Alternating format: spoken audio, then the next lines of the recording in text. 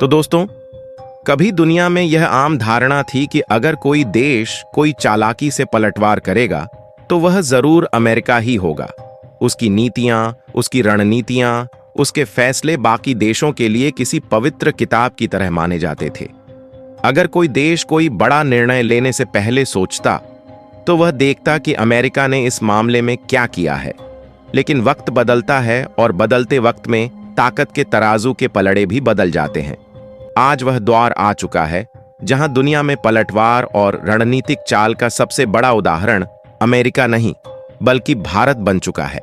यह कहानी उसी बदलाव की है। बदलाव सिर्फ राजनीतिक सोच में नहीं बल्कि आर्थिक और रणनीतिक ताकत के इस्तेमाल में भी है। और इस बार की चाल इतनी गहरी थी कि अमेरिका की सबसे बड़ी और ताकतवर टेक्नोलॉजी कंपनियों की बुनियाद तक हिल गई।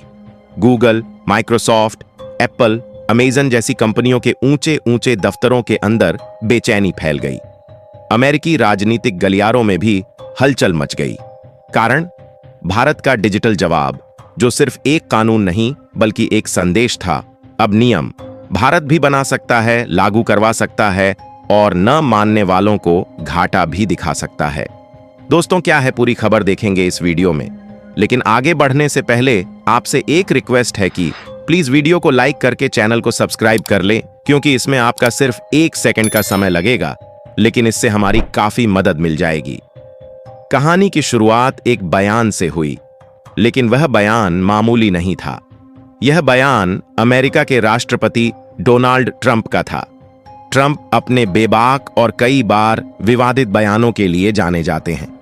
इस बार उन्होंने गुस्से में एक ऐसी बात कह दी जो भारत के लिए सीधा अपमान थी। उन्होंने साफ कहा कि अब भारतीय लोगों को अमेरिकी टेक कंपनियों में नौकरी नहीं दी जानी चाहिए।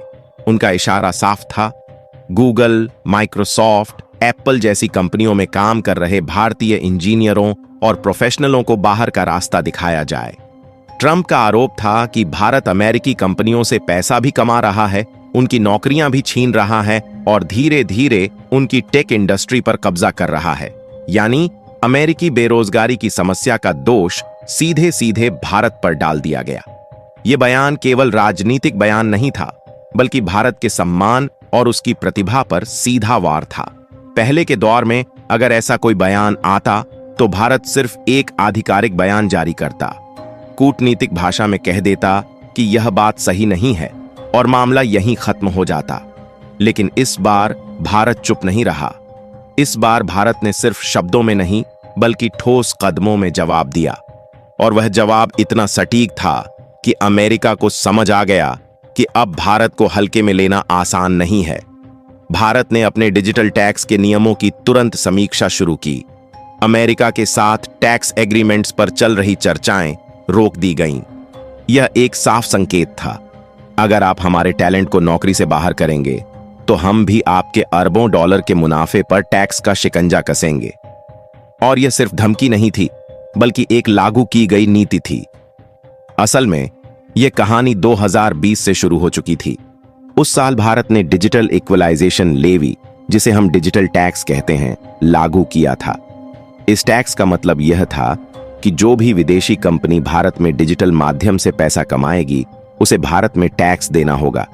यह टैक्स 2 हिस्सों में था। 6% उन कंपनियों पर जो भारत में ऑनलाइन विज्ञापन सेवाएं देती हैं और 2% उन ई-कॉमर्स कंपनियों पर जो भारत में डिजिटल सामान या सेवाएं बेचती हैं। पहले तक विदेशी कंपनियां यह कहकर टैक्स से बच जाती थीं कि उनका भारत में कोई स्थायी दफ्तर नहीं है, इसलिए टैक्स देने की जरूरत नहीं है। लेकिन भारत ने साफ कह दिया, अगर आपकी कमाई भारत से हो रही है तो टैक्स भी भारत में ही देना पड़ेगा। यह सिर्फ टैक्स का मामला नहीं था बल्कि आर्थिक संप्रभुता का ऐलान था। दुनिया के कई देश इस तरह की नीति बनाने से डरते हैं क्योंकि उन्हें लगता है कि बड़ी कंपनियां उनके बाजार से निकल जाएंगी। लेकिन भारत ने यह जोखिम उठाया और साबित कर दिया कि वह अब सिर्फ उपभोक्ता बाजार नहीं बल्कि नियम बनाने वाला देश भी है। अब आते हैं मौजूदा समय पर। ट्रंप के बयान के बाद भारत ने डिजिटल टैक्स को और सख्त करने के संकेत दिए। कहा गया कि जरूरत पड़ी तो 2% टैक्स को बढ़ाकर 4% और 6% को बढ़ाकर 8% किया जा सकता है। इसका मतलब साफ था, जो कंपनियां यहां अरबों की कमाई कर रही हैं, उनका मुनाफा सीधा घट जाएगा। आंकड़ों से समझिए, गूगल हर साल भारत से लगभग 4,000 करोड़ रुपए कमाता है। अमेजन की कमाई करीब 35,000 करोड़ रुपए है। एप्पल 1,000 करोड़ से ऊपर और मेटा यानी फेसबुक और इंस्टाग्राम भी 1,000 करोड़ रुपए से ज्यादा की कमाई करते हैं।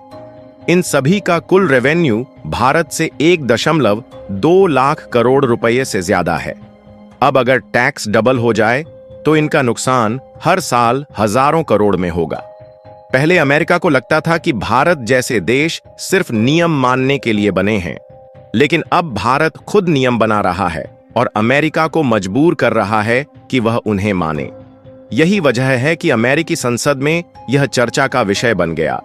जब भारत ने यह टैक्स लागू किया था, तब अमेरिका ने वर्ल्ड ट्रेड ऑर्गेनाइजेशन WTO में शिकायत दर्ज कराई। उनका कहना था कि भारत का डिजिटल टैक्स भेदभावपूर्ण है, लेकिन भारत ने साफ कह दिया, यह टैक्स सिर्फ अमेरिका की कंपनियों पर नहीं, बल्कि उन सभी विदेशी कंपनियों पर लागू है जो भारत में डिजिटल माध्यम से कमाई करती हैं। यही वजह थी कि अंतर्राष्ट्रीय स्तर पर भी भारत की नीति को सही ठहराया गया। यह जीत सिर्फ आर्थिक नहीं थी, बल्कि यह संदेश भी थी। अब भारत को हल्के में नहीं लिया जा सकता।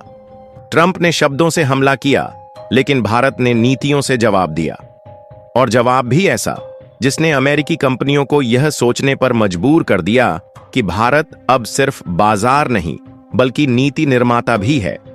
दोस्तों, अब भारत सिर्फ प्रतिक्रिया नहीं देता, बल्कि पहले से तैयारी करके कदम उठाता है। डिजिटल टैक्स उसका आर्थिक और रणनीतिक हथियार बन चुका है। यह हथियार अमेरिकी कंपनियों को नुकसान पहुंचाता है और बाकी देशों को सिखाता है कि वैश्विक डिजिटल अर्थव्यवस्था में बराबरी का खेल कैसे खेला जाए। और यहां मैं आपसे कहना चाहूंगा, अगर आपको लगता है कि यह जानकारी जरूरी है, तो इस वीडियो को लाइक कीजिए, अपनी राय कमेंट में लिखिए और चैनल को सब्सक्राइब करके बेल आइकन दबाइए, ताकि हमारी अगली रिसर्च आपके पास सबसे पहले पहुंचे। भारत अब पलटवार करना सीख चुका है, और इस बार जवाब न सिर्फ तेज है, बल्कि मजबूत और टिकाऊ भी है। यह कहानी सिर्फ टैक्स और नियमों की नहीं, बल्कि उस आत्मनिर्भर सोच की है जो भारत को एक नए युग में ले जा रही है। बाकी आपको क्या लगता है?